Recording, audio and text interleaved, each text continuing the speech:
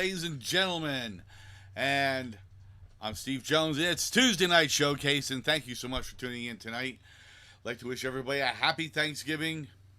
Make it a happy one. I know there's crazy things going on, but make it a happy Thanksgiving, okay? It's just stuff going on. You got to get in perspective, okay? I am, okay? And I'm a real turkey, right? So, we got things coming up, so let's kind of go over our bucket list of things that are happening. First off, tomorrow night, Rockin' the Valley is going to be starting the vacation a little bit early. Going to get our things going. We don't have any programming shows going on tomorrow night, but we still have our whole list of things that are up on YouTube and on Facebook and so forth, so you can still enjoy some shows up there.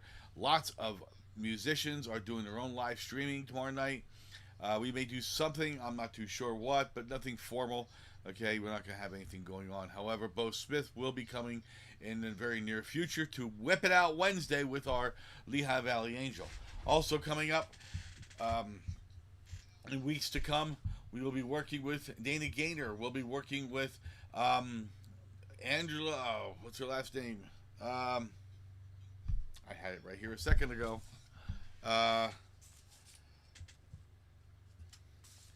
And what's her name? She's not going to come in with Angie's handling all my scheduling now, and she could type it to me if she was a really nice person. But anyway, Ashley Norton. Thank you, Ange. Okay, so yeah, we got a lot of things happening. We also have our other channel, our TV channel that's currently being set up. Okay, and we are. This guy just popped on the screen. We're going to talk about him in a minute. We're starting to set that up with your programs. Wildcat Videos. That's your stuff. That's you as a musician or baker or whatever. But we're going to help develop your own show here on Rockin' the Valley's own platform. So that's pretty cool. And we also have we already got some takers for that. But the big story here on Rockin' the Valley is on 12/22, December 22nd. We've got what I'm kind of calling in my own mind because it feels good to say it. It's the show of shows, the Christmas 2020, Rockin' Christmas 2020. It's been a year, hasn't it? Think about it, man. It's been a year. I really can't think of any year that's been worse than this. And, it is what it is. So we're trying to make the best of it, and we are going to take this year out with a bang. Yes, Christmas 2020, we've got a list of all headliners here from the Rockin' the Valley, even some people coming in from Texas, coming in from Canada. I believe we even have one or two coming in from Australia. Yes, Rockin' the Valley is going to have a Valley Christmas plus some special guests from outside the area that we've made some new friends overseas and across borders. And it is going to be one of the best Christmases ever. Plus, big story. Huge story. This is just heard last night. Okay, we've got Wicked Beaver's own Christian singing "Oh Holy Night." Wait till you hear that. Okay, if it doesn't bring an eye to your tear, a tear to your. I need a coffee. Anyway, yeah, she's beautiful. Wicked Beaver did some Christmas music last night, and I'm all Christmas. So we're going to be doing that. We're going to be changing up the entire studio. It's going to look great in here. Okay? That means we're not going to let Moon in. So, anyway, Moon. All right. So, the gentleman we have here with us tonight, you've got quite an impressive background on you. And I'm going to make a slight change here. If I can kind of zip over here, we're going to bring our logo back up. Okay? Because I want to make a change to how Zoom is presenting us. Okay, there we go. So, because it's just you and I here. Actually, there are people spying on us. But we got good feed going on as far as I can tell everywhere else. And we got lots of people watching us out there as far as I can tell. Band Lab and so forth. And this gentleman here, Steve Cool Beans Polaro, right? Yep, that's me. We got a little drum roll. Steve, you've got an impressive resume behind you, and we're very humbled and thankful that you've decided to come on with Rockin' the Valley. And we've got a bit of a future planned out with you, but let's stay with the present and a little bit of your background. Let's get started with that first. So tell us about yourself, Steve. Well, I've had a fun time with my life.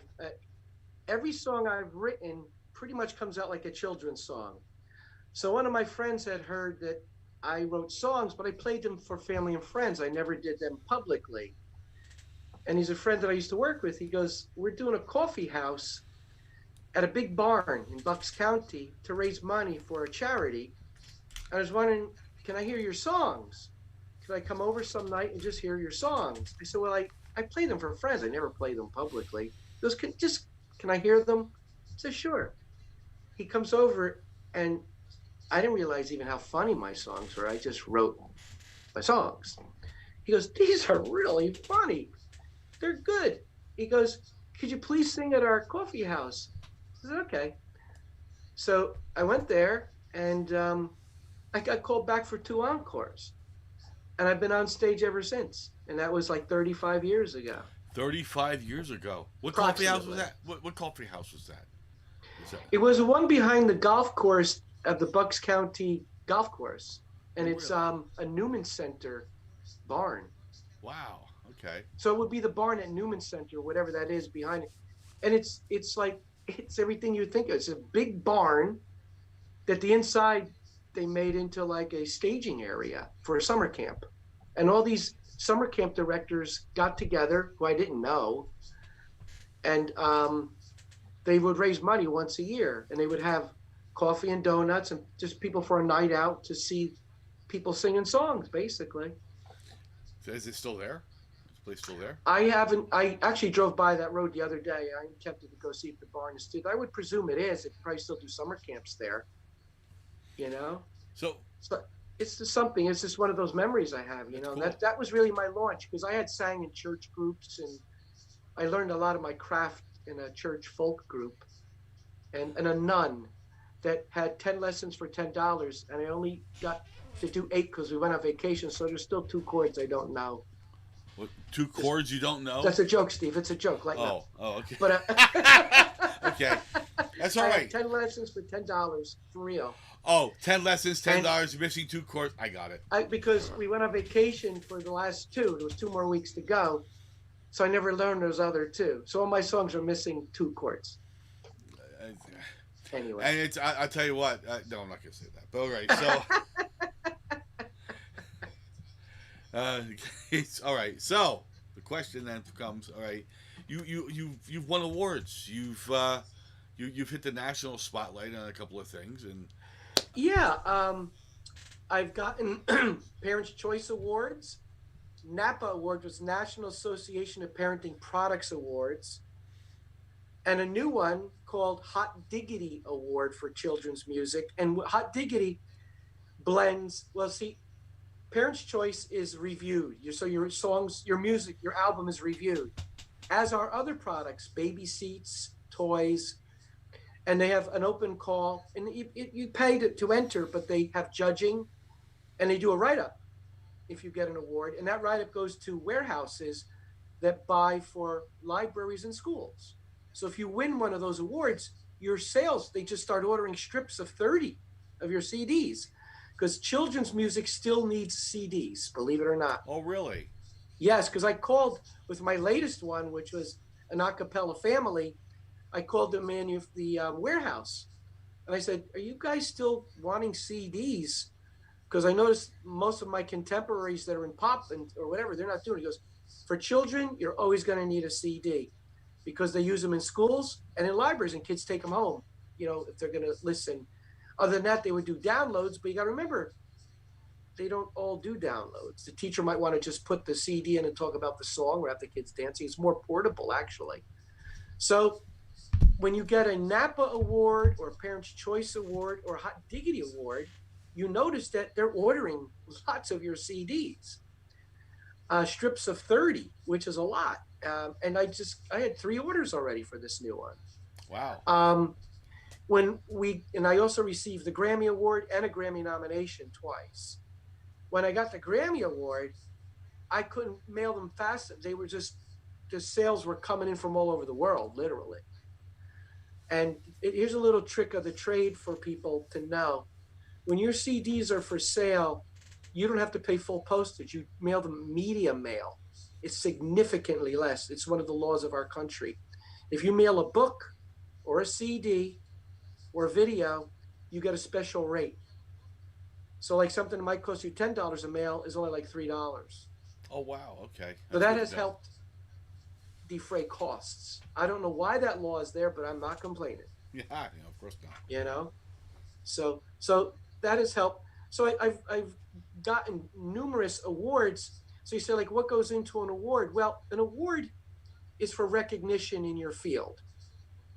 You can call it the Grammy Award, but I think the Grammy recognition is a better phrase because award almost sounds like a contest, and it is in a way.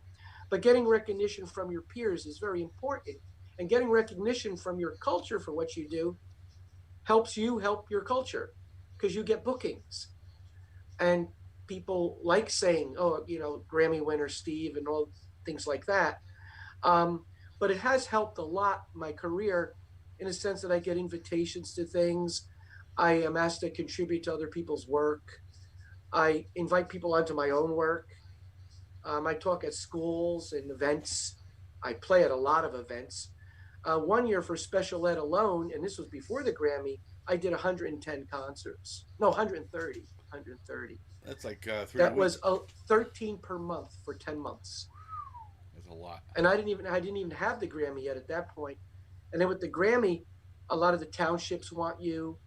When I had my nomination, I got Longwood Gardens. So it does affect your career. And I get a lot of seminars or talks. I just did one last night for the University of Central Oklahoma.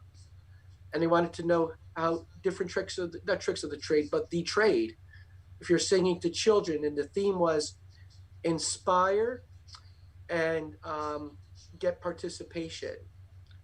And so I showed all the little things that I do. For instance, I'll be singing a song, the kids are all dancing, and all of a sudden a hand goes up, Mr. Steve, Mr. Steve. It's like so urgent.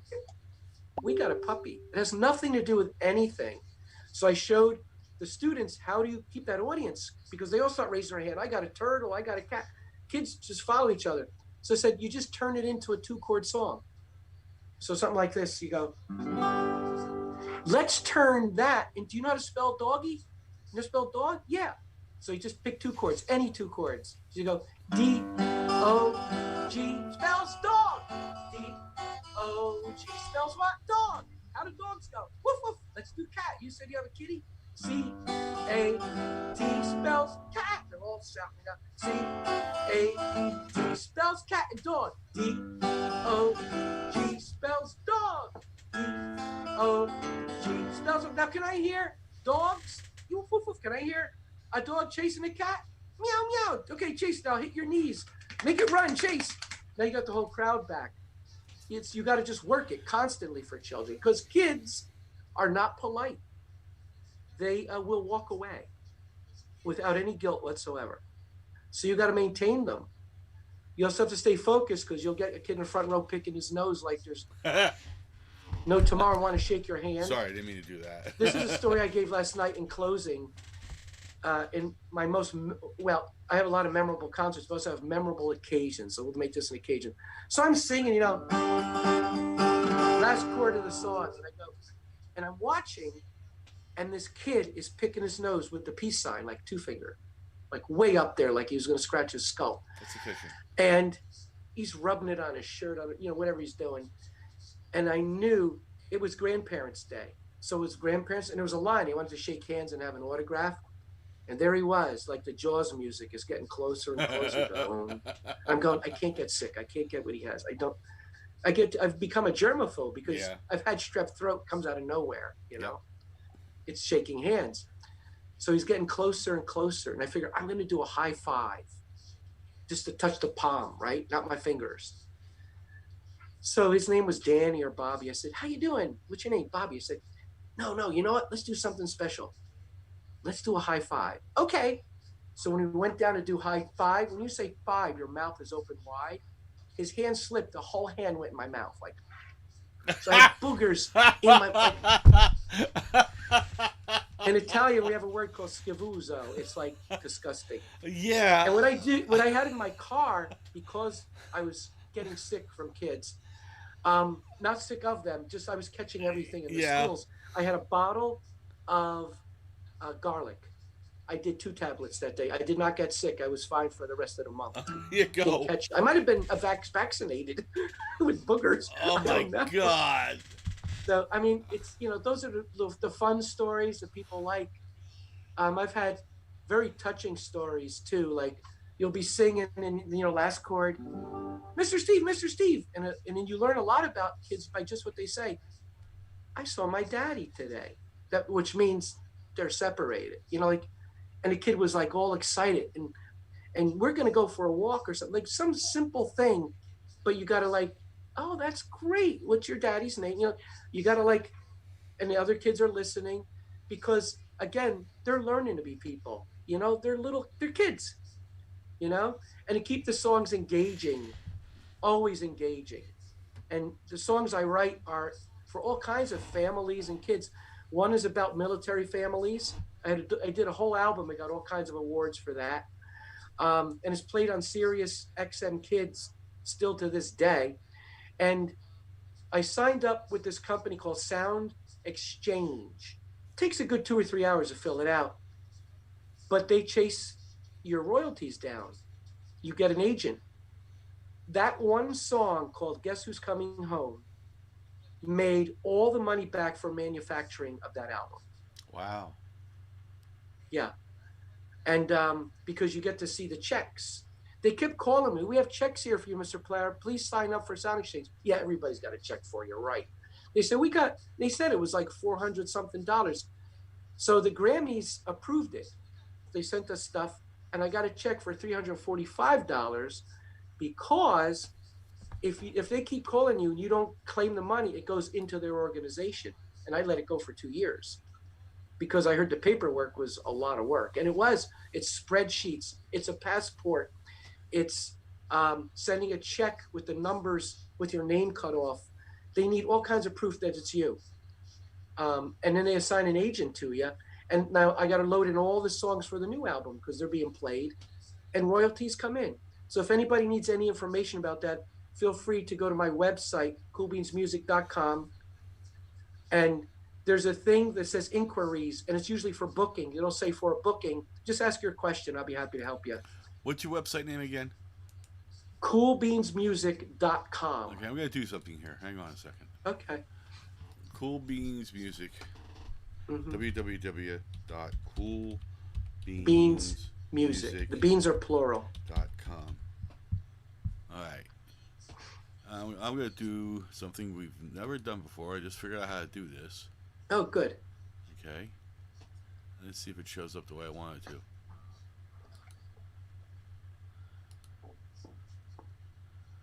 Okay. Now, let me see if it shows up over on... yeah, it did. Son of a gun. Your it didn't show up in Zoom. It's not on mine, but that's okay. If it's showing, that's fine. Yeah, it's showing now. It won't move up for me. I don't know why it won't move up. It's being annoying, but that's okay. It is now showing on everybody's thing. It shows coolbeansmusic.com underneath it. Great, and that has my history and it has footage of my Grammy acceptance speech. If you want to even pull that up to show that on screen, that'd be kind of fun to watch. I don't actually have a copy of that here. That's good. All right. No, I don't have a copy of it. Yeah, that might get a little squirrely if I have to pull that up. But I can do. We've been talking for about 20 minutes. I'd like to get some of your music in, if we can do that. Yeah. Do you want to? You meaning a video or live? Well, let's do it. First thing, let's do a video. Sure. Because then we'll I'll come tell in. you what went into whatever song you choose. I've got 70 of them here. I downloaded. Oh, that's great. So you said you wanted to do. Let's see. You can show the military families one. The Guess Who's Coming Home. Okay. Or the more teeth missing, the better for kissing. Let me see if I can find Guess Who's Coming Home. Hang on. Guess Who's Coming Home. I gotta find it. Gotta go down. Here it is. Guess Who's Coming Home. Okay. We got Guess Who's Coming Home here with Cool Beans. Here we go.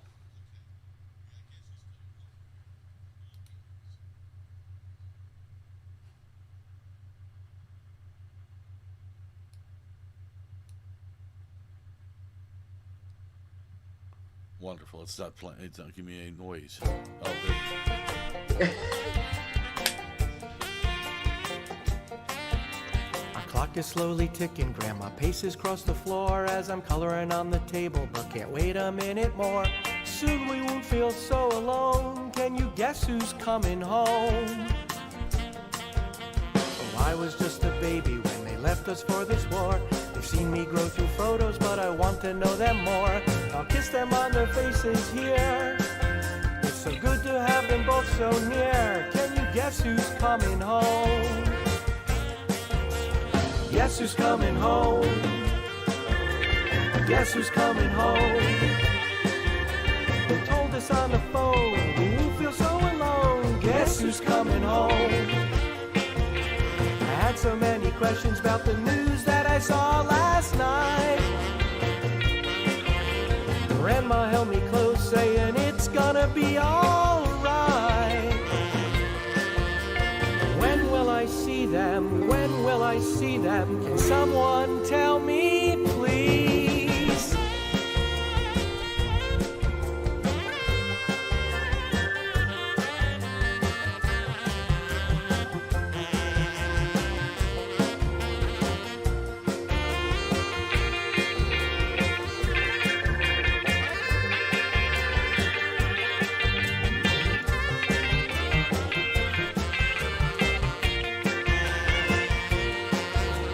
Guess who's coming home? Guess who's coming home? They told us on the phone we won't feel so alone. Can you guess who's coming home? I was just a baby when they left us for this war. They've seen me grow through photos, but I want to know them more. I'll kiss them on their faces here. It's so good to have them both so near. Can you guess who's coming home? Guess who's coming home? Guess who's coming home? They told us on the phone we won't feel so alone. Can you guess who's coming home? They told us on the phone, now we're not alone. Guess who just came home? They told us on the phone, now we're not alone. Guess who just came home?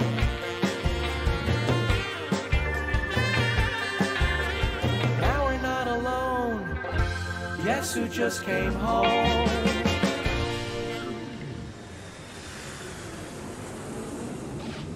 And that's an airplane landing. That sound. That's cool.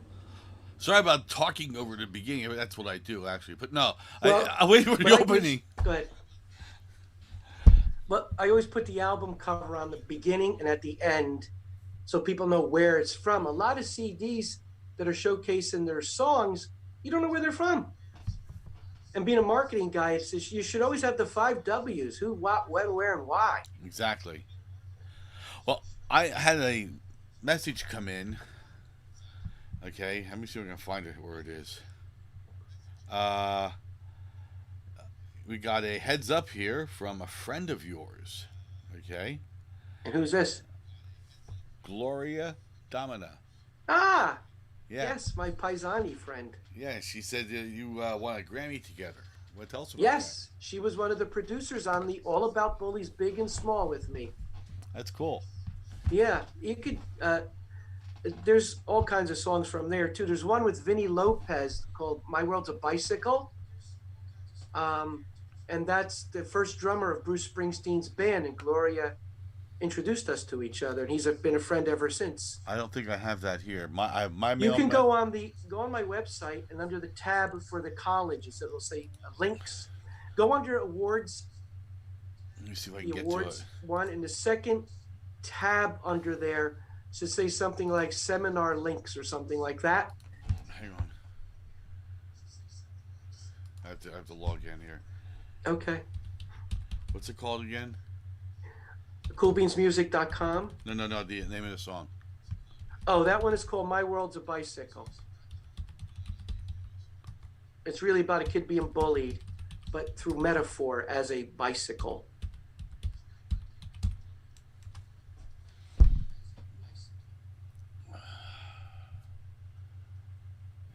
You'll see it as like the second song in on that panel of songs that I used last night.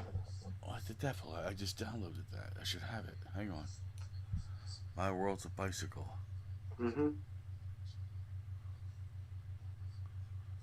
Well, there's Slurp It Up. You want me to play that one eventually? You just Yeah, here real sure. quick. That one we have a little What? friend that's going to help us with that one. You okay? So I won't go. Let's do Slurp It Up now, and I'll look for the other one. So here's Okay. here's let Slurp me take It my Up, guitar off. and he's gonna do a little friend here, and I'm gonna bring you on the full screen. Great. I'm gonna try at least try. Nah, better not. Zoom gets temperamental, so I'm just gonna bring Slurp It Up on, and then My World's a Bicycle. Let me try and find this. It looks like I should have downloaded it. Well, You know- there is a link to it on that one website that I was from last Is it- night, the worksheet website that I made. Okay. If you go on my main site at the bottom, there's a link to the same thing. Yeah, I'll It's find the it. third button at the bottom. I downloaded all of them too. I should have it here Oh, somewhere. okay. Well, once I bring you on here, I'll go digging around. Well, the song "Slurp It Up" is from my the new album called An Acapella Family, and it's all acapella songs for children, all new, all original that I wrote. And I have two sisters called the Smith Sisters on with me, and Gloria's on a song on there too, and it's called "Bow Wow Wowzer," about a dog, and we have dog sounds. But that one you could listen to, but I don't have hand motions for that one yet. Okay. But this one has a special friend named Sonny. Say hello, Oh. Sonny. Hello, everybody. How you doing? Are you gonna sing this song with us? Well, I would like to slurp. You know, it's one of my favorite things. Okay, I have a glass here. Oh, goody. Can I slurp to the song? Well, yeah, Steve's gonna put it in. Okay. All righty. I'm ready. Here we go. Okay, getting in position. Boom, boom, boom, boom, boom, boom, boom, boom. Oh, I like burgers, I like fries.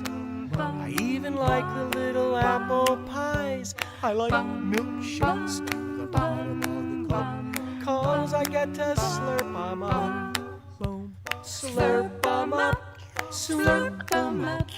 Ooh, I get to slurp 'em up.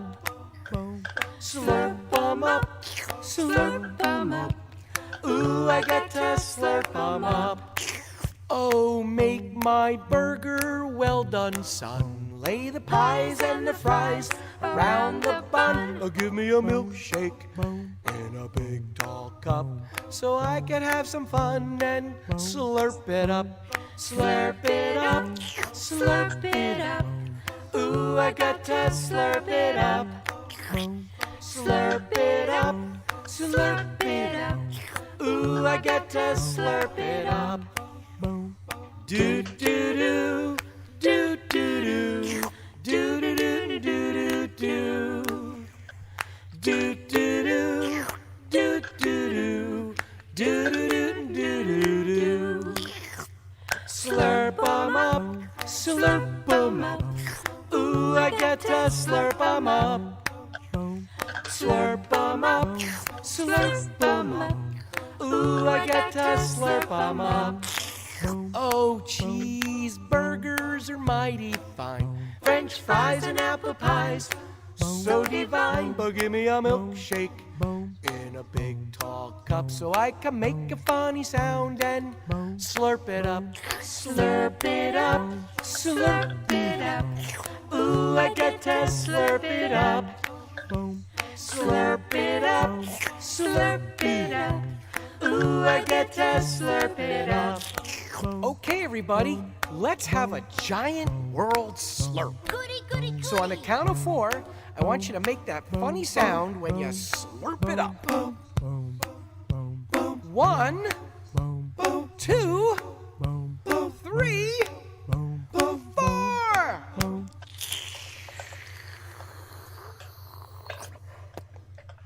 Good stuff. That was pretty neat. Good job, Sonny. Thank you, thank you, thank you, thank you. Okay, you want to say goodbye to everybody? Bye, everybody. Have a nice Thanksgiving. Good job. Thanks, bud. Okay, I am on your YouTube website, and I'm looking Okay. at Pasta Pasta Pasta. It says an acapella family, kitty cat hmm under my wheelchair. I got hiccups. The second song in should be "My World's a Bicycle" on the Yeah. top of that list there. It says a Capella family children's album. That's all it says. Hmm. And that's on my traditional website, the Yeah. regular website. Let me look at the playlist real quick. Yeah. It's on your website. Just Wait. play whatever's there. Let me go. Oh, I'm on you YouTube. Let me go over to let me go to the website know. All right. because I may not be able to pull the video down off your website unless it's. Well, there's no like- video to "My World's a Bicycle." That one's just music. Oh well, then that's even better. I'll just play it. Okay. All right. Yeah. Types of That's co- got Vinny Lopez on it, who's Bruce Springsteen. Actually, Vinny Lopez founded the E Street Band, not Bruce Springsteen. Oh wow. Okay.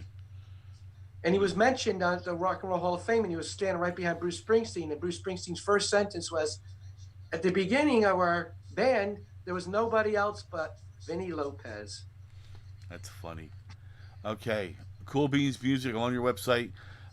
Just Go directly into tabs under awards, Bio Awards. and then press that, and then Okay. you'll see a bunch of tabs. The second one should say links, like for a seminar with like Master 3 class- letters for the college. Okay. Oh, there it is. My World's a Bicycle. Yep. Oh yeah, I There we remember go. we talked about this. That's why I Yeah. don't have it. Okay. Well, here's My World is a Bicycle. This is your Grammy Award album. Here it goes. Yep.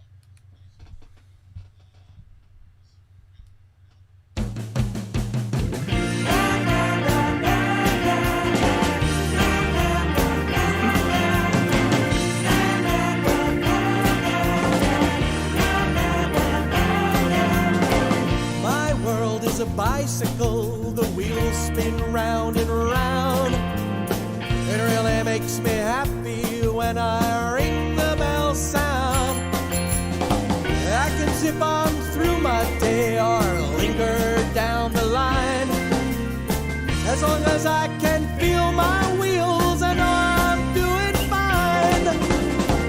Some friends like getting rides while others pass on by.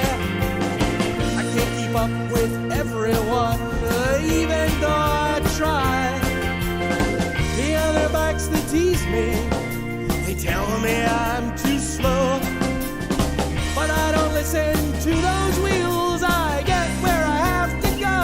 'Cause my world's a bicycle, the wheels spin round and round. My world's a bicycle, the wheels spin round and round. Some bikes are really shiny, others a little beat. But every bike goes round and round, up and down my street, yeah.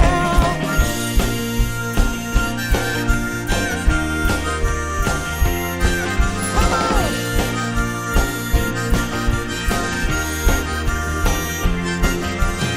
I'm not in a race at all, just happy being me. Yet other bikes have different roads to where they wanna be. 'Cause my world's a bicycle, the wheels spin round and round. My world's a bicycle, the wheels spin round and round. My world's a bicycle, the wheels spin round and round.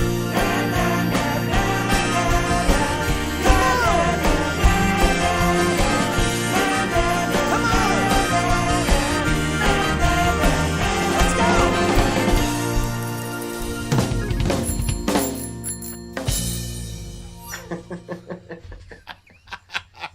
Oh, I like stuff with pep. Oh yeah. And just think that was the drummer for Bruce Springsteen for many years. Well, I gotta tell you what, he got a well-earned place. I just got a note from Angie. She said, "Pretend my grandkids are watching." They are. As far as I'm pretty certain that at least one or two of them are watching tonight. So, That's great. I gotta tell you what, Steve. You know, you're talking before about grandkids. I mean, about kids and the things that they do. I have a 13-year-old grandson who is my nemesis. Oh, really? Oh, this kid. He is the revenge upon my parents have inflicted upon me. He's your purgatory. He's a great kid. He came to the music awards one time. Get some pictures of him. He took one look at Charlie Brown. Okay. Okay. You know who Charlie Brown is, right? I've heard the name, Yeah. and I know he's out there. I just don't, I'm not solely familiar with his work, though. Okay. Charlie. Charlie keeps retiring because I think he likes his retirement parties. But he went up to Charlie Brown. He goes, "I want to play horns for you," because he's a blues singer. So he really likes Charlie Brown. But the kid's a great kid, all right, and he's always teasing me and let's come up and go, "Pappy, are you happy?" And it drives me up a wall. And then on one of the shows, one of the kids goes, one of the co-hosts goes, "Hey, Steve, are you happy?" It's like right away. You talk to my grandson. And then after that, I've got another 11 grandchildren who are like Wow. Yeah, no, they're 7 and under. And I'm gonna tell you what, they are a blast. I get out of the car when we're like a family picnic, and they all come up to me dressed up different ways, right? They're Ninja Turtles, or they're doing their pretend, right? Mm-hmm. And they come up, and I get out of the car and I go like this: "The siege weapon is coming. It's coming now. 5, 4, 3," and they all bravely, with their sticks and shields, go, "Run away, run away!" and they take off. That's cute. So, That's cute. I've been introducing them to my girlfriend. We just started dating within the last couple of months, and we're finally getting around to seeing people. I'm not sure what's going to happen now with COVID, but anyway, so we've been introducing each other to families, and so we go to Gabriel, my one grandson, and he says, "I like Sue." That's nice. That's very That's nice. nice. I said, "What do you like about Sue?" He says, "Her pants." I said, "What?" He said, "I like her pants." Oh, It's, if anybody else, you'd slap him. it's like, what the heck is that? You know? But But- they're innocent, though. They're just. Yeah. He probably liked a patch or a design on the pants or something, you know? I don't know what it was. It just, that was what came out. And, you know, he calls me the funny guy, and it's a joy. She has like 5 grandchildren. And I can, and you know, when working with this age bracket, it's all, you know, pretty much under 6, and that's I'm guessing that's about the age bracket you work with, somewhere in that area. Yeah, well, that's a good bulk of it. But I also have family nights in townships Yeah. where whole families come, and now my fans are bringing their families. Well, I can see you know, getting into this, you know, in that way. You know, your style is cool. Forgive Thank me. you. Yeah, I mean that's why you're called Cool Beans, I guess. But you know, it's neat because it's energetic. It's fun. Actually, I mean the proper word is it's entertaining, and we need that kind of thing. And you remind me in many ways of another favorite entertainer of mine. Okay, and I don't know if you know him or not, but do you know Tommy Zito? No, I don't. No, I Okay. don't. No, he's a great guy. He's a great entertainer. Okay, and what it is that the way you remind me of him is not so much in style, because your styles are completely different. It's how you engage people. Well, that's the big thing. That was last night's theme: engage and inspire. That's the college wrote that theme because they felt that's what I do. Right, and I can see how you actually go and you engage to people.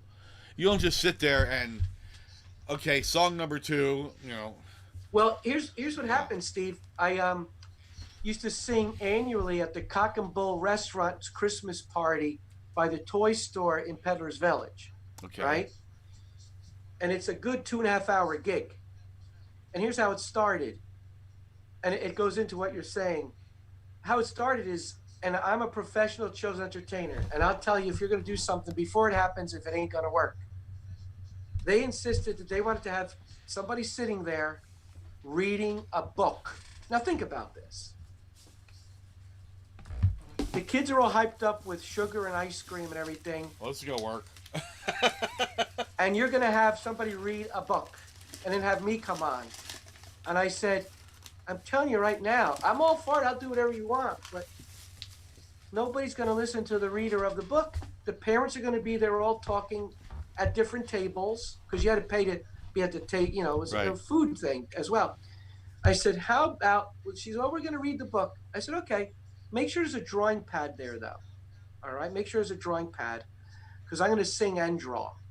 I don't think this book thing's going to go over very well, and we got to rescue this event.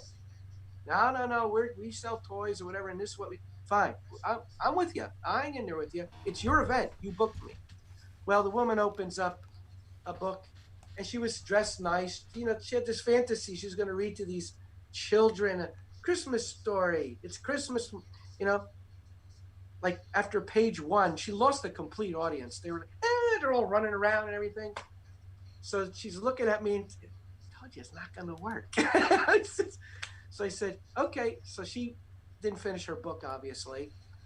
I said, hey, everybody, I'm going to be singing and drawing, and I'm going to give away the pictures if you guess what the drawing is. And we're going to sing the song of the drawing.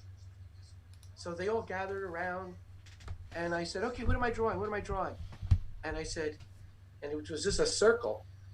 Can you guess what it is? No. I said, okay, I'm going to add more parts to it.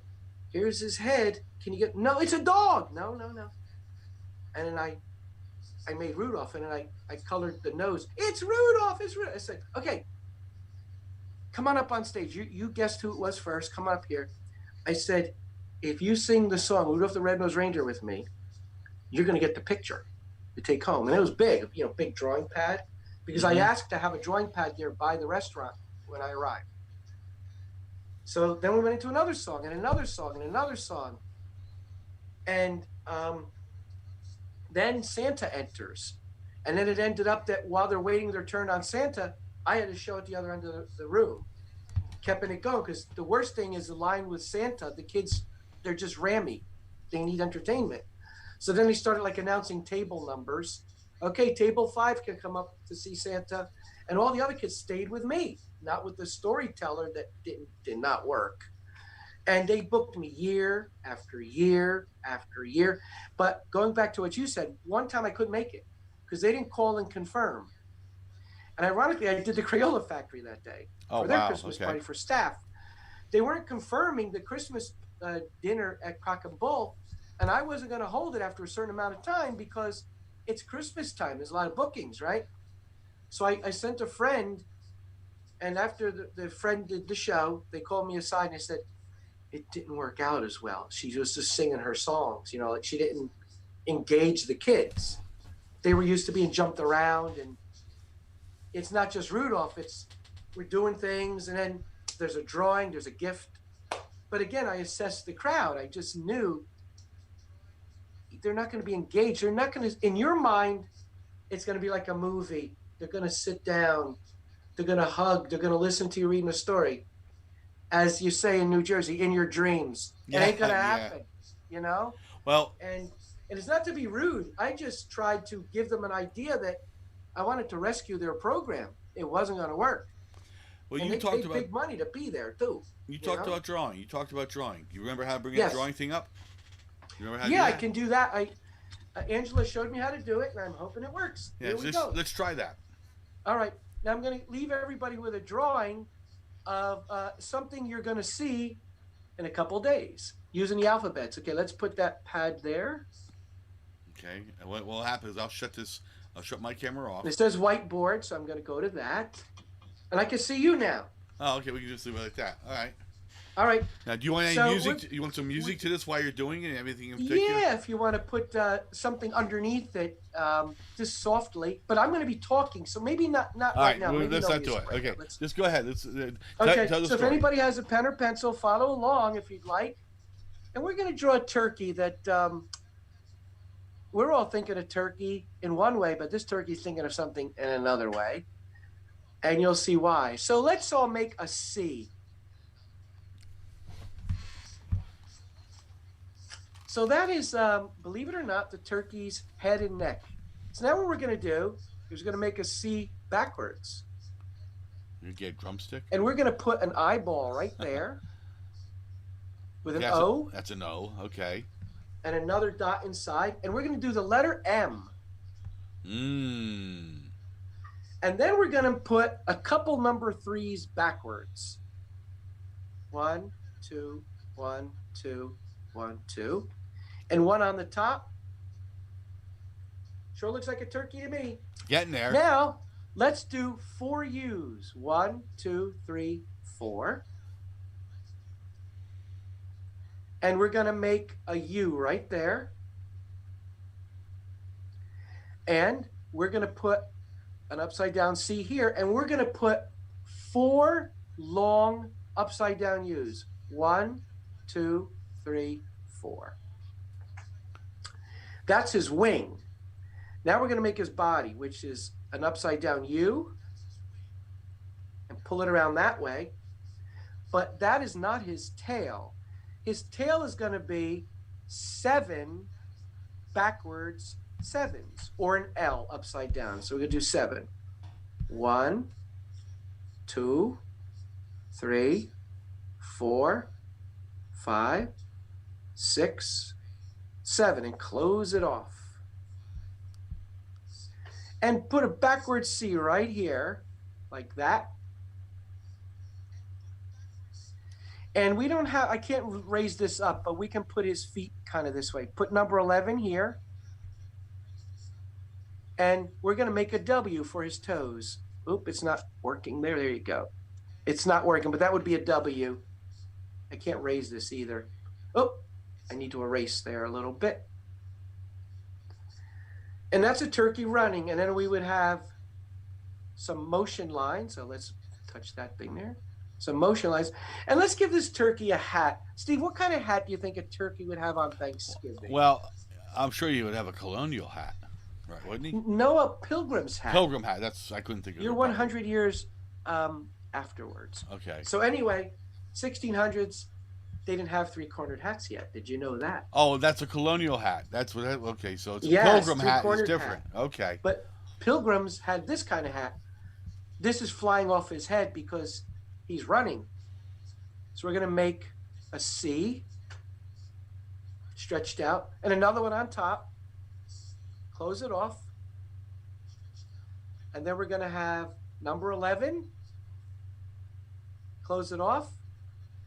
Come across with a capital I and put number 11 here and a little box in there. And there's his pilgrim hat. You can color it in. It's pretty slick. So there you go. He's running away. See if I can get his leg backwards here, maybe a little bit. Well, anyway, it does look, well, you know what? We can just He's do hustling. that. He's And he's hustling. running that way and he's running that way. There you go. Well, you gotta remember, it's getting close to Thanksgiving. He's got to pick up the pace anyway. So he's gonna be taking some big strides. Yeah, he realizes that he's invited to the dinner, but with a whole completely different concept. Right. You can show excitement or frustration or like a little bit of anger. So you can kind of go this way. And you can put a tongue here, just a squiggle, because he's not happy. Also, his head is kind of a rubbery red. So you just put some dots there in little lines. Put some lines here so it's rounded, you know. And there you go. You can also put a second color line there, almost like fingernails. Turkeys have beautiful feathers if you ever get to see their feathers. They really are beautiful. Benjamin Franklin wanted the turkey instead of the eagle because he said it was a symbol of North American wilderness. Yes. It's a very regal bird. Yes. I guess it was. Yes. But the eagle was a much more dramatic choice. Yes, it was a predator type of thing. Yeah. Because turkeys aren't known for their smartness. Actually, the domestic ones drown from rain because they turn their heads up and they keep trying to drink the water and they choke. I learned this on one of those educational channels. The white ones are domesticated. They're not brown. They look like chickens. And they do crazy things. They'll gather real tight like they suffocate themselves. They're not really smart for some reason. It's weird stuff. They drowned I'm just by telling you what I looking heard. up. They drowned. So by there you go. I can also show you a quick way to make a pilgrim face too, if you'd Sure, be go ahead. interested. Or a Christmas picture. You'll have your choice, Steve. Imagine you're like 10 years old and you're at a Christmas breakfast with Santa at Pender's Village, which character would you like? Let's do a Christmas picture. Okay, I'm going to erase this now somehow. I wonder if there's a way to erase the whole board but not blow the whole thing off. I'll just go like this. I love this tool. Special thanks to Angela for showing me how to use it. I have a little present for you here, just while you're doing You the Christmas. do? Yes, just a little. I'm doing this just ad lib. Okay. This is. I don't know if you can hear this or not, but Go ahead. This is for why you're doing this a Christmas show. Okay, great. You hear it? Very nice. Do that and I'll draw this picture for the kids. Okay, here we go, kids. Start with an O. Oh, we gotta put the pen on. And this one goes out to that little girl out there called Gloria Domina. Oh, we got an O, so that's somebody's nose, right?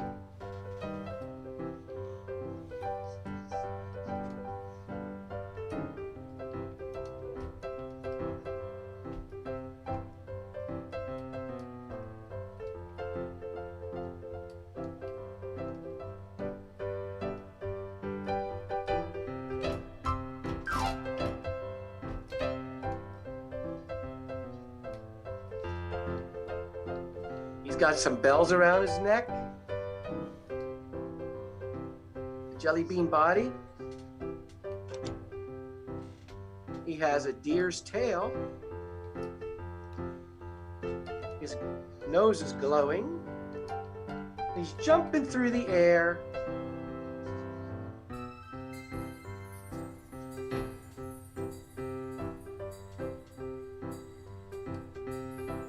And there's Rudolph the Red-Nosed Reindeer. Put some snow in the air.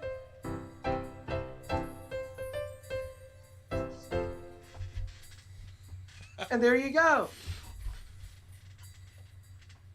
And if it was a pad, you could just tear it off and take it home and color it. That's cool. I like that. All alphabets too, by the way. Yeah, and that's kind of neat how you can take the alphabet and you incorporate it into your individual pictures. And the kids follow along. I've done so many of these characters through the years. And when I'm doing like a banquet, since they're on a rug, they don't draw. I just have them start yelling out what they think it is. And then the kid who yells the loudest comes on the staging area. And then they sing into a microphone with me that song while I'm playing a banjo. Then I tear it off and they get the picture. Now everybody's focused. They all want a picture. And as long as there's time in the event and the restaurant provides enough drawing pads, I'm ready to roll. That is so neat. You know, I'll tell you what, we're gonna probably run over by a little bit today, and that's okay because I mean you're a fascinating guest, and we don't have anything else actually going on in the 9 o'clock slot. Sure. Josie's going. We'll be giving speech lessons shortly, but we can go a little bit over. Rockin' the Edge will be back next week. She's got a new guest for us for next week, so we're gonna go a few minutes over here, but.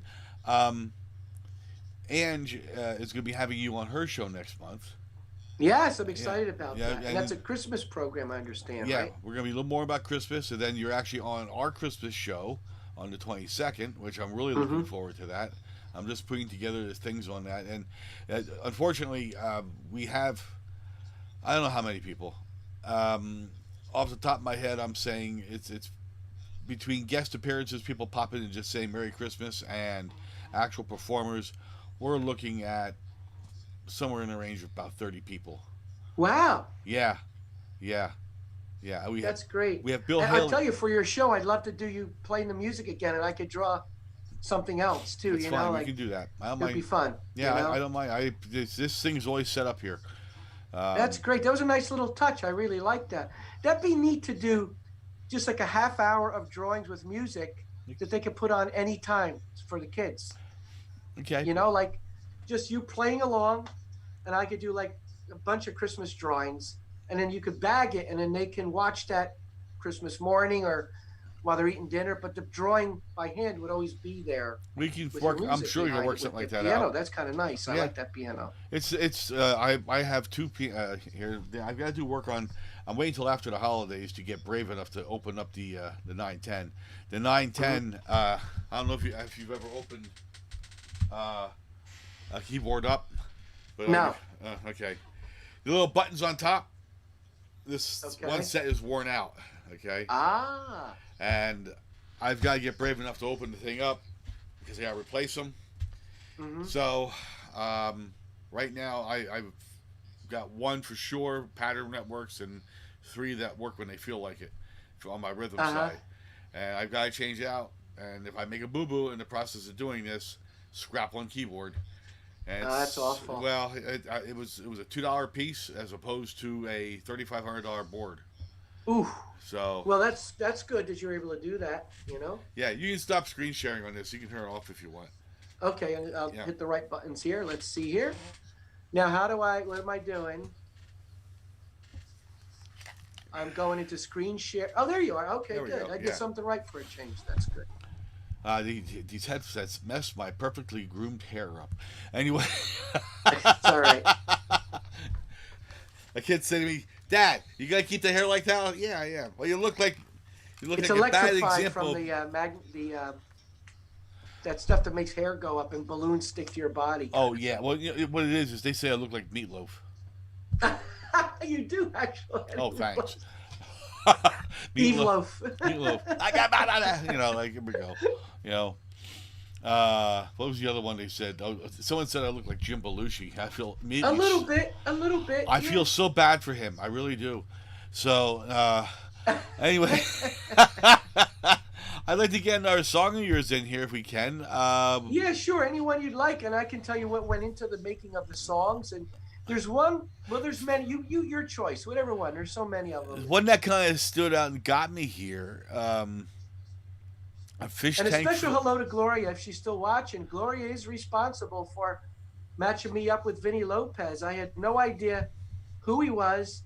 She introduced me to him and said, "Vinny's very interested in meeting you." I had no idea who's Vinny, whatever. And what's really funny is she seated me at a table with him, and she said, "He's over there. He wants to talk to you." So, okay, I don't know who Vinny is, but I'm sitting with him. And I hear all these people asking him questions about Bruce Springsteen's band. So, like, my brain is clicking, oh, he must have been in the band. So, not knowing he founded the band, I said, "So when did Bruce ask you into the band?" And the whole table got quiet. He goes, Oops. "Let me get something straight here. I invited him into my band." Oh, my goodness. But we've been friends ever since, really. He's been on a number of my tracks. But Gloria was a very good producer in that album where we were all a very good team of the whole project. Everybody worked very well. 37 artists and or bands were being coordinated in there. And originally it was going to be a Steve Polaris solo album. But my friend Jim Cravero said, we just came off of a Grammy-nominated album. There's a lot of good relationships made there. Why don't you consider bringing people into the album? Well, I had to think about it because I was paying for it this time. And it was a good choice. And we got people from all over the world, literally, Italy and different artists that associations I had made and other people had made. And we all unified for the cause of anti-bullying. And all the money goes to that organization, the National Bullying Prevention Center. So it was a good project and a lot of fun, too. Well, well, we should talk about that because with the technology I'm sitting on top of here, while I'm not, the creme de la creme, I'm not Scotty from the Enterprise. You can see the artwork. I don't know if you could show that to the crowd, but whatever you want to do. There's so many other songs there. One I'd like whatever to you play. want. I'd like to play this one that gets me. It's a fish tank full of guppies, and That's a long one. That's it? very long. Okay, That's like my version, my side of Abbey Road. It's very long, but it's a good song. Let me see. You'll come up. You'll tell me how long it is here. Reason that one stuck out was because I went on vacation once and told my buddy to feed my fish for me, and I had like 6 or 7 guppies in a tank. And I got back, he gave them like all the food in this. I don't know what he was thinking, But anyway, give them all this food, and they started to breed, and I must have had 1,000 guppies in this. Oh, 50 they gallon thing. breed a lot because they expect to be eaten. So they breed like 30 or 40 out of birthing. Well, I didn't feed these things. This is kind of gross, but I didn't feed them for almost a year. They don't need that much food. They eat algae and everything else. They're very industrious little creatures. Well, I didn't have to feed And them. At all. colorful too. Very colorful. Let's do let's do Make Believe Town. How's that one? Yeah, that one is a good one. That's all about setting up a train set around your Christmas tree. My mother inspired it because when she was a grandmother for the first time or second time, whatever, she wanted me to dig out the old train set at Christmas time out of one of the closets in our house, but we didn't know where. She had in her mind she wanted to set up the train set. And it inspired me because train sets are funny. You make a little village around your tree. Yep. Nothing's in proportion. And for some reason, Jesus is in the middle of a train village with a train. And there's big characters, little characters, characters that were given to you. Characters make no sense. It's a make-believe town. And that's where the whole song's origination came from. I do it almost at every concert. That's cool. Well, here we go. Make Believe Town. All righty.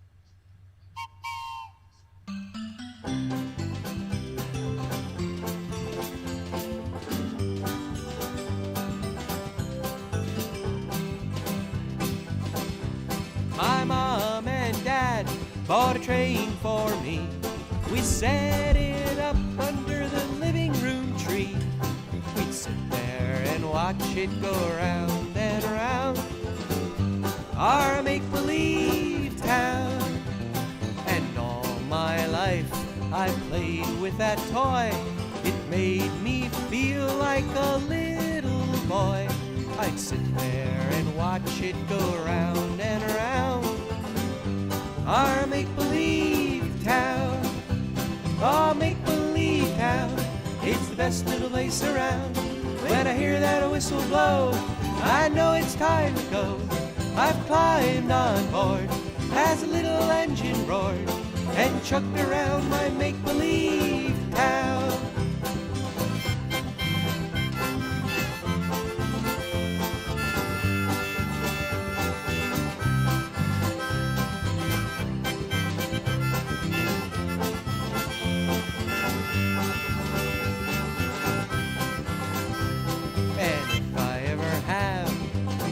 Girl or boy, I'm gonna pass on my locomotive joy. We'll sit there together and watch it go round our make-believe town. Oh, I've had trains, trains, trains on my brains.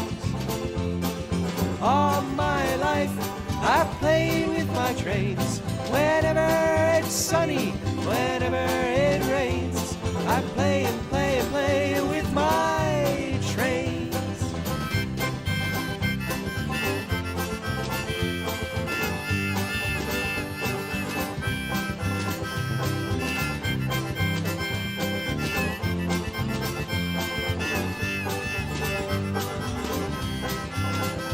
Cause my mom and dad bought a train for me.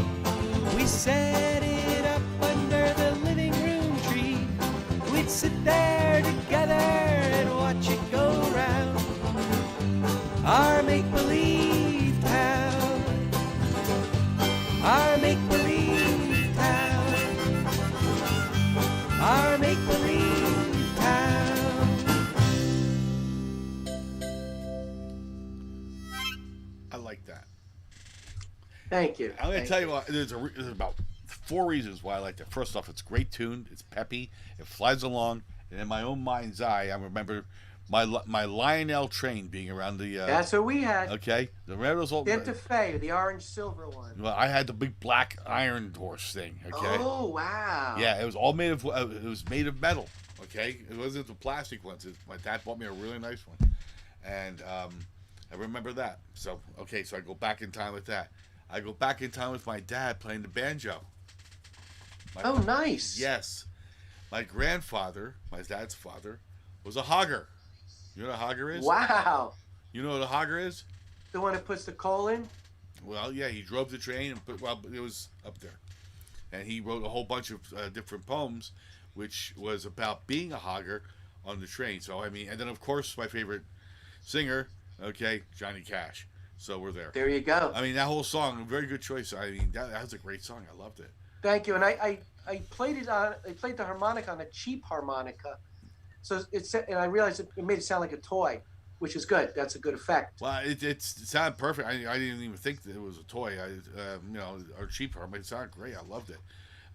It was all I could do not to start in with the piano, but it was fun. I'd like to do one more if we can. And as he plays as many as you want, Steve. This one here got me because it's me. Okay, and with Black Friday coming up, although it's going to be kind of weird about how it's going to be, this one's going to be, considering everything normal, we lost our car in the parking lot. So That's my new song. Steve, I just call it like it is.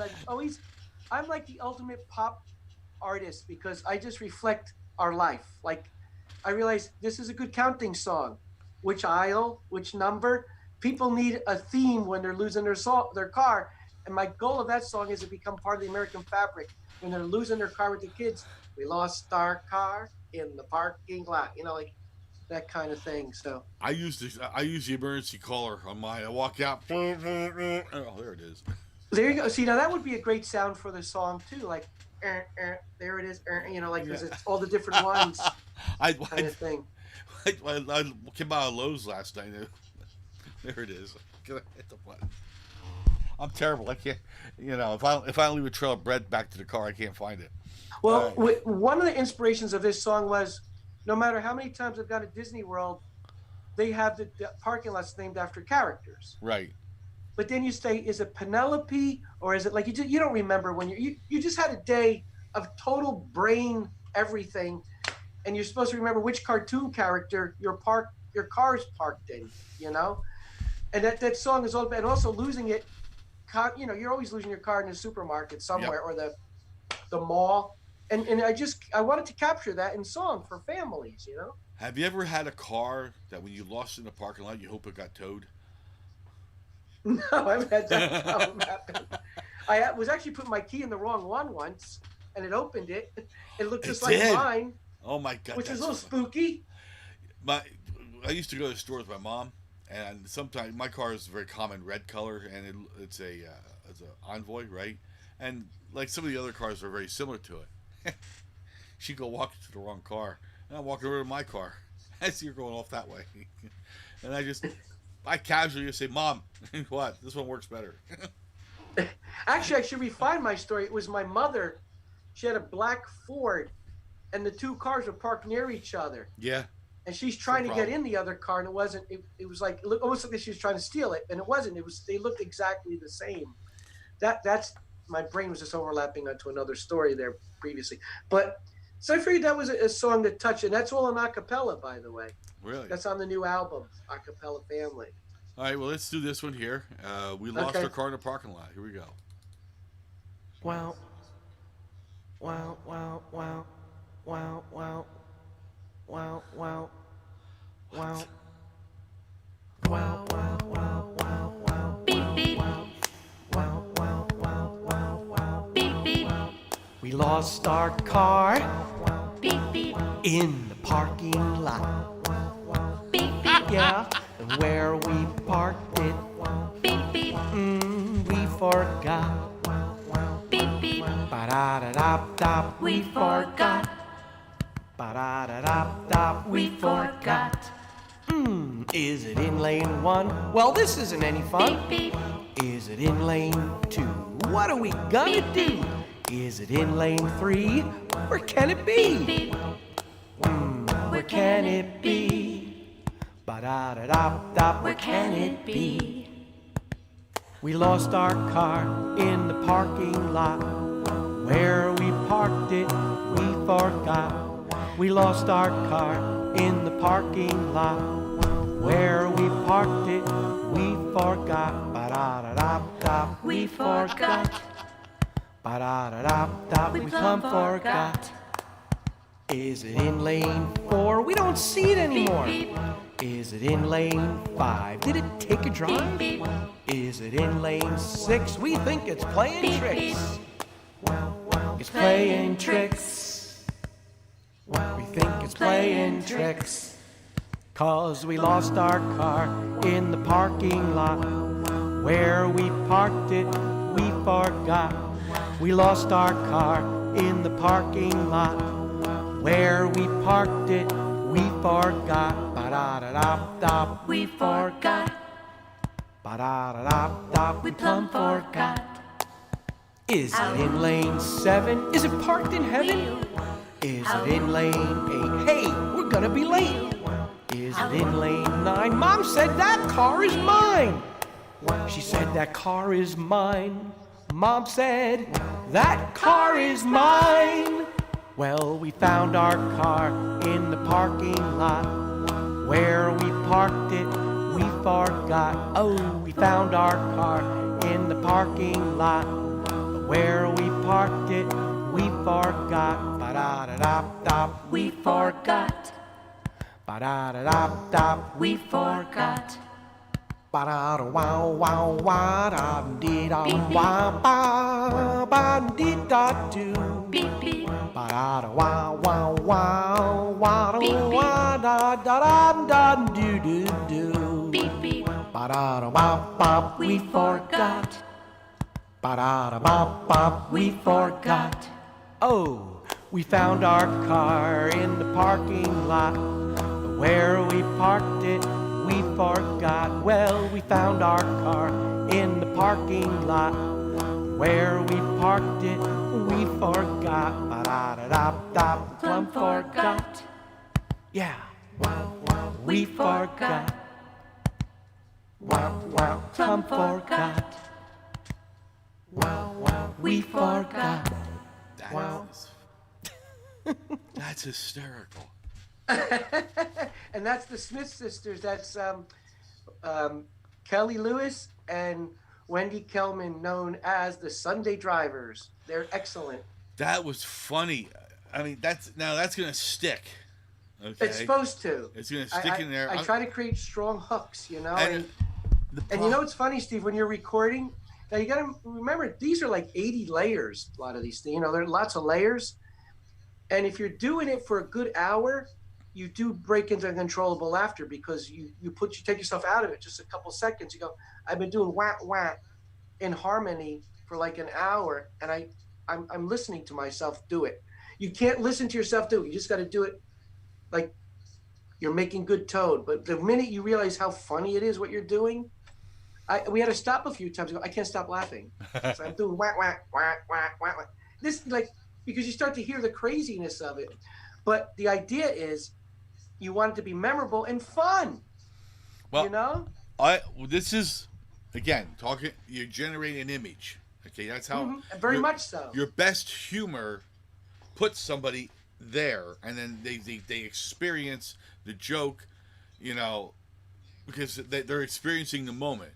You know, a guy's fishing, he jumps out of the boat, puts an X underneath the boat. Why? Because he wants to remember this place to come back again. You know. There's a song in that. Yeah, there is. So you know, it's so you put the person in the moment. So this is what you're doing here, and the wow, wow, wow, wow. What that generated for me was people walking through the parking lot. That's the walk. You're walking through the parking lot, looking. Where is my Eastern, you know, whatever car? Well, my mother would always go, "Where the hell is my car?" Yeah, you can walk in that, and it's like, okay, I've had enough. If I don't find this car in like the next 5 minutes, I don't want it. You know, maybe it got stolen. You know, it didn't repair it. I like this one here. Can I take this one instead? It works. Well, that's if you notice, it's a counting song. Now, this is all deliberate. It's a counting song, and it's a rhyming song, and it's a family experience song. Yeah. And when you're writing family music and children's music, you want to create imagery, which you picked up on right away. Right. You want a shared experience that everybody can relate to, universality. And you want it to be very, very hooked, like a hook, you know, and that has a bunch of hooks in it. The wah wah is for humor. Wah, Totally. wah. I That saw is your out- face. You're going, where's this going? Yeah. You Well, know? you would have put me on the floor if at some point you would have said, if one goes out, they all go out. I would have fell right over. If you follow What do you me. mean? If one goes out? the lights. If one light goes out, they all go out from the 12 panes of Christmas. Because that image came into my mind. You know, you're going nuts trying to find your car, and you walk into lane 7, and the light goes out just as you walk in. And it's like, now it's dark. Now you can't find it. That'd be funny too. That's You know, another song. Yeah, it's like, I mean, it's just you find humor in tragedy. I mean, it's a certain tragedy, not bad. Right. A friend of mine went to China once. Okay, so he gets to China and he gets off the plane and he finds out it's not funny. It isn't. It really is not funny. But his luggage was in Alaska. Oh, that's not funny. That's not funny. Not even close to Not funny. even funny. And he is now mad. He starts walking out of the airport without his luggage, without his battery charger for his cell phones and everything else. He goes walking out. He's got his first time in China. He's got a book that translates everything. And they turn the lights off at the airport. It's closed. Oh my goodness! On top of that. So he tells me about this. And I don't know what compelled me to do it. But I called him up a little bit later. I said, "Hello, this is Continental Airways dry cleaning service. Should we send your stuff to your house?"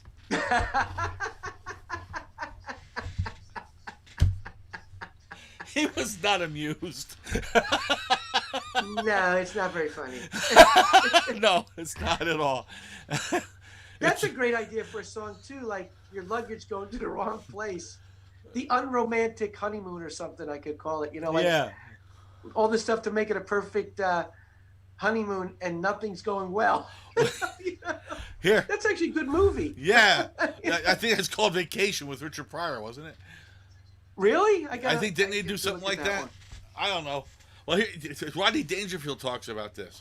Rodney Dangerfield walks up to the clerk at an airport and says, he goes, "Oh, I want you to send one piece of my luggage to Alaska, the other one to Cincinnati, and the last piece to Florida, Miami, Florida." And the clerk goes, "Sir, we don't do anything like that." He goes, "Why not? I did it last time."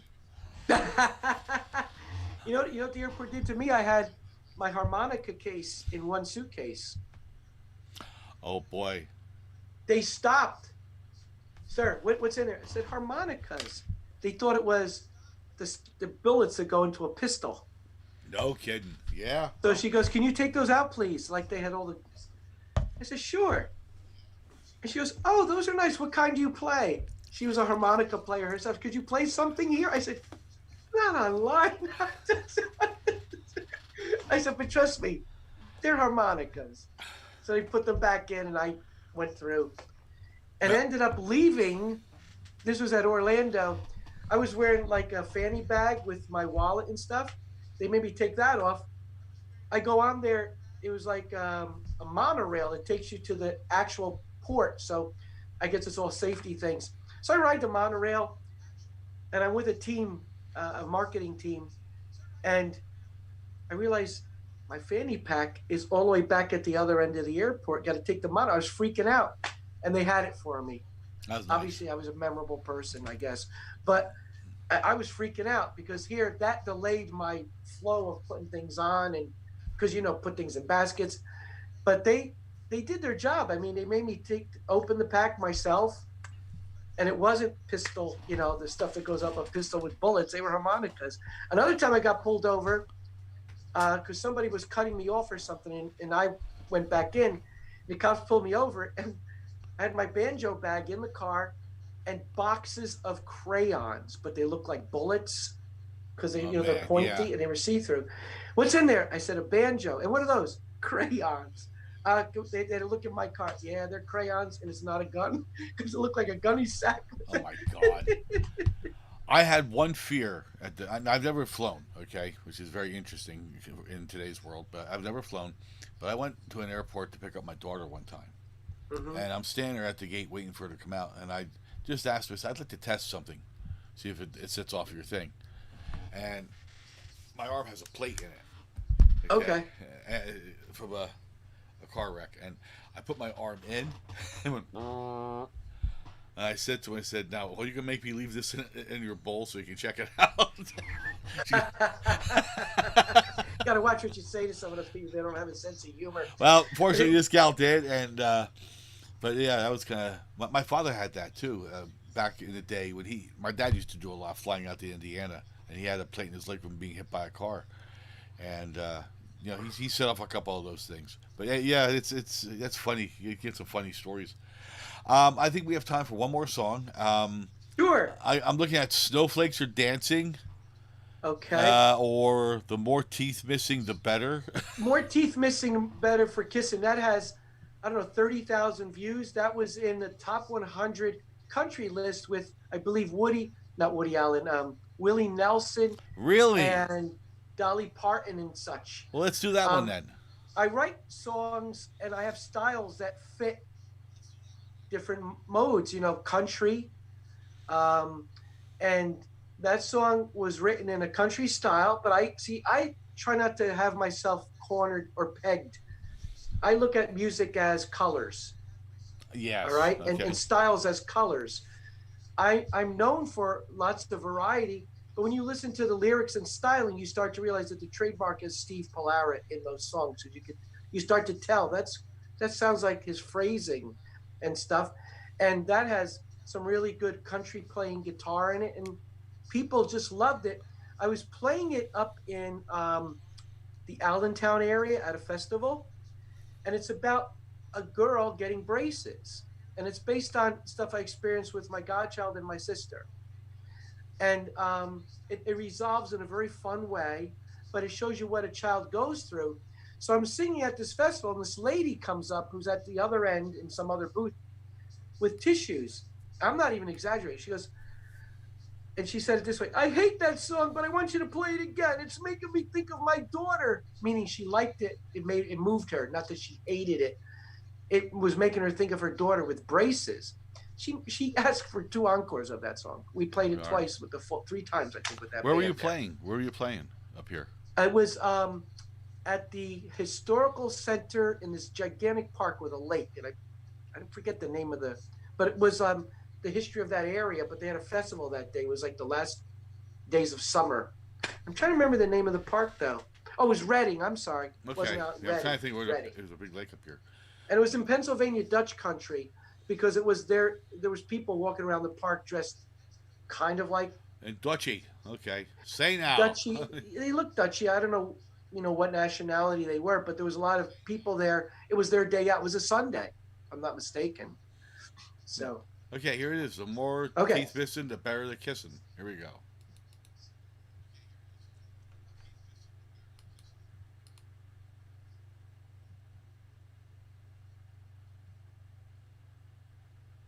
I had me a little girl who wanted the tooth fairy to come, till she realized she'd have a mouth full of gums. She asked, Daddy, will you still love me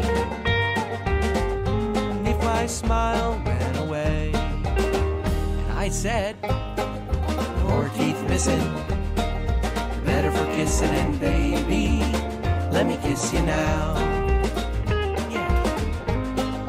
More teeth missing, better for kissing, and baby, let me kiss you now. But the kids were so cruel to my daughter at school when she wore her braces the first day. The girls tease her a lot, and the boy she liked, he'd turn away. She asked, Daddy, will you still love me if my smile went away? I tried to do my best, and it hurt a lot. Dad, it was a pretty rough day. And I said, the more teeth missing, the better for kissing, and baby, let me kiss you now. Hey, more teeth missing, better for kissing, and baby, let me kiss you now.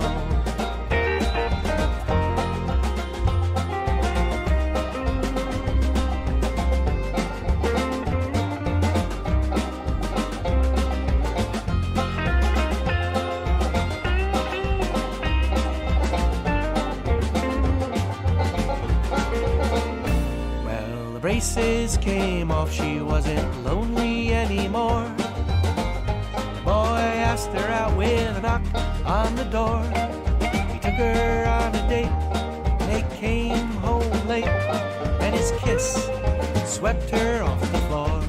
He said, wow, more teeth missing. It was better for kissing and baby, let me look at you now. More teeth missing, better for kissing and baby, look at you now. My baby married that boy, and our daughter, she moved away. Now I'm a proud grandpa who got a phone call just the other day. It said, Grandpa, will you still love me? With a smile full of gums. I said, Grandpa, he's got teeth missing too.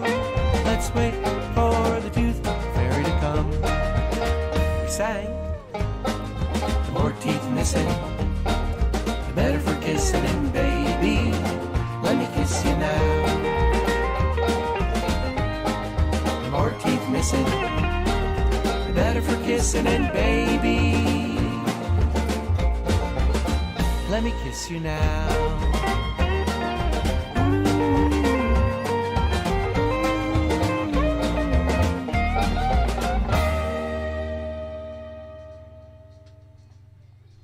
I like that. I was surprised at how the I wanted it to be in the country market, and they really picked up on it. And I want to give a plug to Gloria because she has a publicity company, 13 Butterflies, and she really did a really nice job getting it out there too. She was very, very helpful. She's a very good publicity company, and that's her company, 13 Butterflies. Yeah. But it when I wrote that song, and I finished it as I was singing it, and I know you're gonna might maybe chuckle, but I was actually tearing a little bit because I was remembering some of those types of scenes. And when I told my sister about it, I couldn't even get through explaining it in part because I was emotionally moved by what I was recalling in the song. But I try to make songs that connect. You know, yeah, we could lose our car in a parking lot, then we could have a song like this. We could have troops returning home to their families. I try to capture the full family experience. You do it very well. You do. You and really do it well. I want to create a picture in your brain because I am an illustrator and a painter to begin with too. So I'm working that, you know. And when I see your face, I could tell as you were listening, you had some emotions, and I like seeing that, you know, that it connects to people. I raised four, okay, on my own. Okay, Mm-hmm. My mom helped me, but I was a single dad, and it was me. I got everything. I was both mom and dad, and it was tough. And I experienced a lot of their emotions. You know, they were young when that I got with them, and it was fun. A lot of things. I mean, I can tell you funny stories for the next 2 hours. Okay, because there's some crazy things, and I remember getting braces on one of them. You know, I remember that and all the things. Okay, and your songs sing to that. They do. Yes. And I'm looking at your face here, and here's the camera. Maybe one day I'll get it, put the camera in the right spot.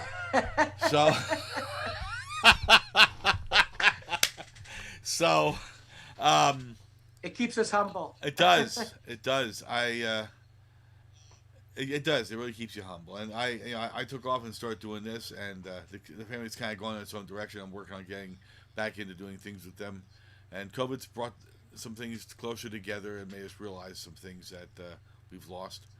And don't know. It's been an interesting year for a lot of people, and I will tell you, your music is super, super positive. Thank you. And it gives a real shot for to people for you to sit back and just think about what's going on. Okay, because it makes you. You've made me remember a lot of things from days past. You know, train around a tree, kids with braces. You know, I'm recalling a lot of things that have happened years ago. I gotta tell you, I can't take it no more. Oh, never mind. I'm good. But no, seriously, I mean, you've brought back memories, and like you say, you try to connect, you paint, and it's engaging the audience, and that's what entertainment's about. You know, people walk away. Right. You know, Right. and not to take the focus off you, but just to pull off just for 1 second. Last night, Christian, and I was very moved by her version of "O Holy Night." A fantastic song, and I've heard it by so many different singers, and I've heard this gal sing hard rock. She gets up on stage and she's just, rah! You know, she's all about screaming and carrying on, and the sweat flying, and it's just, you know, everything goes berserk. And then she comes along and she does "Oh Holy Night." The contrast grabs you. Right. And then shifting over here to you, you know, you're doing "I Lost My Car," or you're doing about trains, and now you come along and throw something country up here. I mean, the versatility and contrast. I love contrast because. Thank you. Yeah, I mean, the contrast is what, you know. It speaks to a lot of things. You know, if you're a musician that just stays in this one little nice neat box, you know, your comfort zone, you're not. I feel that you're not working to your fullest potential. You got to get outside that box and try something else. And if it blows up on you, it blows up. So what? You tried it. Okay. I'm not the world's greatest singer. Okay, I know I'm not. My hearing is off and everything else. But you know, I got on that piano 6 months ago, and I belted out some music, and a lot of people enjoyed me doing it. Okay, and if I wouldn't have had the guts to go and play that, there's about, I don't know, 20 people, 20, 30 people that wouldn't have enjoyed it. So, you know, and just other things. You got to take a chance and do it. That's what being a musician is all about. It's your creativity. Take a chance and make it, you know, write a song. That's right. That's right. I wrote a song. The very first song I ever recorded was called "Santa Got Stuck in the Mud." And it's all because I was getting tired of, everybody had a perfect vision of Christmas with the snow and all. And I said, most of the Christmas lately are muddy. Yeah. I remember the day I even thought of the song because my footprint made a thing in the mud. I'm going, that's the idea right there. What if Santa got stuck in the mud? And the whole song is a moral song. It's about this kid. He wants to help Santa because he's getting him out of the mud because he wants his own gift. But then he realizes that Christmas is bigger than that. Mm-hmm. And in that song got played immediately when I mailed it to a radio station. And then it got played in Philadelphia on Kids Corner once. It resonates. Like, people realize every Christmas isn't idyllic, but it is Christmas. You should probably play it on the Angie show. If she wants it, she has. I'll sing it for her. Yeah, you have to talk about it. So Okay. listen, we're gonna move along here. It's 5:30 at 9:00, and we're gonna call it a wrap for tonight. It's been Okay. a fabulous show with you, Steve. Thanks. I enjoyed every minute of it. Yeah, we could go for hours here, and we are working on establishing a more long-term type thing. We're going to be having, I guess, for lack of better titles right now, something akin to the Steve Polaris show on Rock in the Valley. But we'll come up with a more formal title as we work on that. And Yeah. Well, hopefully I'm that'll be looking forward to premiering. it. That'd be great. That'll be premiering in January sometime, and on our TV channel. And just there's a lot of great things coming down the track. And I'm happy for you guys. It's very exciting. It's yeah. very nice. We've been. I'll tell you, Ange and Tony have been really some shakers and movers, keeping me going. My crew, Paul Rosa and Earl Andrews, they've kept me from like having major type meltdowns. This is not a one-man operation. Okay, I gotta tell you, it's just. Well, I've gotten to see some of the behind-the-scenes stuff going on there, and it's mind-blowing actually how much you guys have anticipated and are ready for bigger. Your building. I can see what's going on. It's amazing.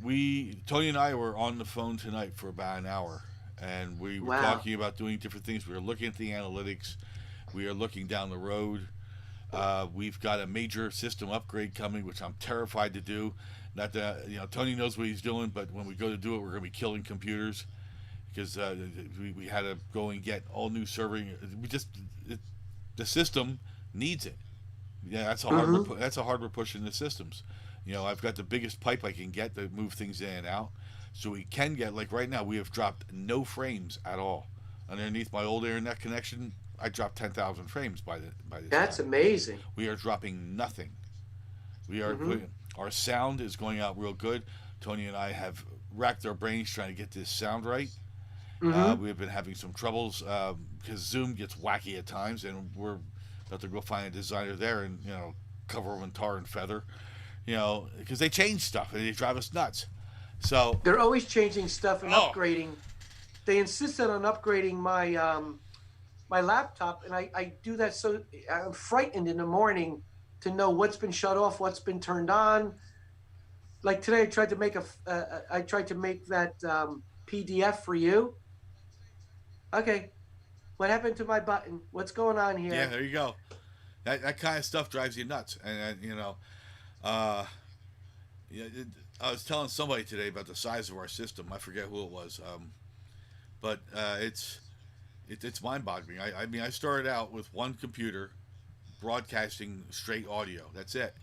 And Mhm. Paul was doing all of our video broadcasting over a phone on his data connection. Mhm. That's it. Now, I mean, while I don't tie into Tony's system completely, his system is like a backup and a support system for this. We've got several computers here. We got software up to the thing. I run off of a TV-sized screen in front of me Mhm, because mhm. and I'm still out of space. So Wow. Well, I like the flow of the show tonight. It was very comfortable, and you're a good interviewer. And I mean, I have plenty of music, plenty of stories. well, we're gonna do it. I'm looking Feel forward free. to I'd be glad to come on. There's 30 years of music here, so it. More than an hour and a half show can represent it could be properly. installations. And all I can say to artists that are recording and trying to make a living, keep at it, keep working at it. There's high days, low days, and days where you got to walk around and pray and look for guidance, and it never stops. No, it doesn't. I will. Yeah, you're gonna, hopefully get recognition and awards, and they're good things to strive for. Look at it more as recognition in your community to keep growing, and never stop trying the zaniest ideas if you're an entertainer in a situation like me, because you got to keep the audience interested in you. If they say, oh, that's just going to be another album like that, they're not going to buy it. And you're trying to sell your music. You're trying to sell it in shows. Now it's downloads. Get in all the organizations that are going to help you. I would suggest the Grammys. I would suggest a number of them. Meet people. Don't be shy. There's a line that Andy Warhol gave. We learned it in college. Hesitation is the first sign of defeat. I always thought that was a good one. It's a good line. And just be brave, like you were talking about. You got to keep trying things, keep pushing yourself. We've changed our it's always format. something to see people's face when they're seeing something come out of you that they never expected, but they're interested. Yeah, we've changed format several times. So I'm always trying something fresh, always looking for something new. Angie comes on. Okay, I put a muffler on her. She'll type a note to me on this. She's very energetic. Oh my God, and positive too. Sheriff Bing Bing Bing. She has an Indian name. I can't remember it right now, but we each of us are giving us Indian Bing names. Bing probably. Well, I forget what hers is, but mine is runs with scissors. So so anyway, okay, Steve, we will see you again in a few weeks. Have yourself a great Thanksgiving. Have a great Thanksgiving, all right? Okay, I hope to, yes. And this is taped and bagged so I can show my family? It's already up on YouTube. It's on Twitch. Twitch is going to delete it almost immediately, but it's on YouTube. Okay. It's on the rockinthevalley.com, channel 1. You'll be able to watch that again up there. It's on my Facebook site, my personal Facebook site. YouTube is where you'll see the replays. Okay, thanks. So it's on the Rockin' the Valley, youtube.com. Okay. Try again. Thank you. It's at youtube.com/Rockin' the Valley. You will leave that? I got that. That was cool. So, Great. okay, ladies Have a and good gentlemen, night, thank you so much for coming on tonight, Steve. Appreciate it. It was a lot of fun. And Anytime. you guys stay tuned. Have yourself a happy Thanksgiving and a safe Thanksgiving. Okay. Do not fight over the wishbone. Do not fight over the turkey legs. Okay. And do not fight over like the Cabbage Patch dolls on Good Friday. So, and we'll see you on Monday with some more stuff. There More you go. stuff. Sayonara. Sayonara. So, I'm going to fire it up now. Here we go. I'm Steve Jones with Rock in the Valley.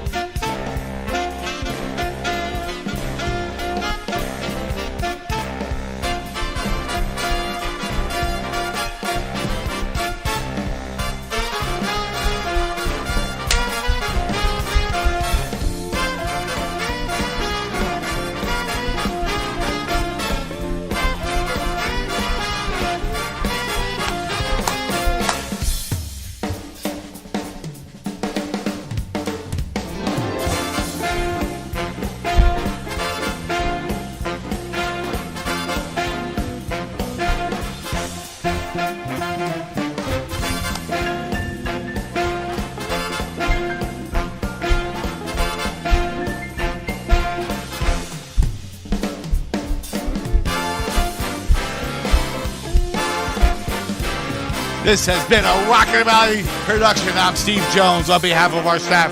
Thank you for watching. Have yourself a safe and happy Thanksgiving. Y'all be back.